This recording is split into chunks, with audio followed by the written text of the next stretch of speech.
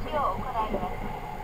サンライズ瀬戸号は岡山を出ますと小島、坂出、終点高松に停まります。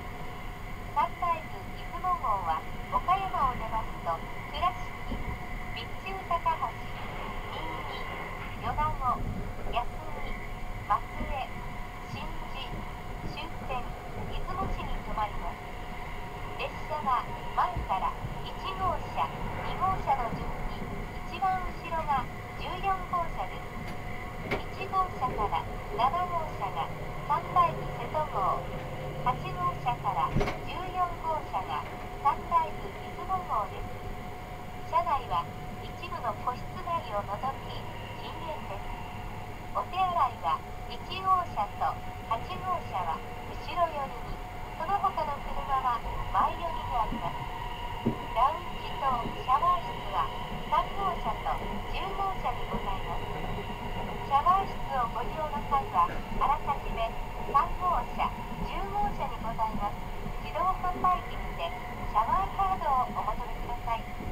個室を離れる場合は盗難防止のためルームキーをご利用ください。ルームキーは暗証番号式となっております。この列車では車内販売の営業はいたしておりません。ご了承ください。10種類の自動販売機は3号車、5号車、10号車、12号車にございます。車内でできましたご不要なものはデッキにありますくず物入れにお捨てくださいますよう車内美化にご協力をお願いします。次は熱海です。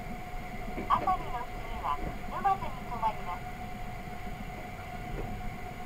Thank you very much for using our limited express sleeper train services Sunrise Seto and Sunrise Izumo today. This train consists of the sleeper limited express Sunrise Seto bound for Takamatsu and the sleeper limited express Sunrise Izumo bound for Izumo City. We will be stopping at Atami, Umazu, Fuji, Shizuoka, Hamamatsu, Himeji and Okayama. At Okayama, Sunrise Seto will be uncoupled from Sunrise Izumo.